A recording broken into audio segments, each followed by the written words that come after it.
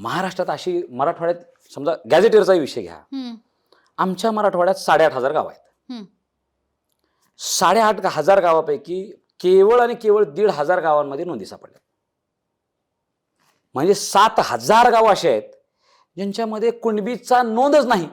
आणि त्या जी आरमध्ये असं आहे 2001च्या ऍक्टनुसार किंवा आधीचा जो सेट ऑफ रूल्स आहेत त्याच्यानुसार जो कुणबी आहे, जो मराठा कुणबी आहे किंवा ओबी कुणबी मराठा आहे, ह्याच्या नोंदी ज्याच्याकडे आहेत त्यालाच दाखला देता येणार आहे. बरोबर आहे का नाही? तोच जाणार आरक्षण. तो जाणार. मग ह्या कागदाची गरज नव्हती. बरं, त्या 7,000 गावामध्ये एकही नोंद नाही, मग ती तुम्ही जी 30 सदस्यीय समिती केलेली आहे त्या समितीचा काहीच उपयोग नाही ना. त्या गावात करून नोंदच नाही. शिंदे समितीने जे काही नोंदी केल्या 2 कोटी डॉक्युमेंट तपासले, तेवढ्यातनं आता मराठवाड्यात किती सापडलेत? आमच्या 47,000 नोंदी. त्याच्या अनुषंगानं ऍप्लिकेशन झाले आणि जवळपास 2,37,000 लोकांना हे मिळालेलं आहे सर्टिफिकेट. आणि केवळ 5,000 मराठा समाजात तरुणांचा व्हॅलिडिटी झालेला आहे.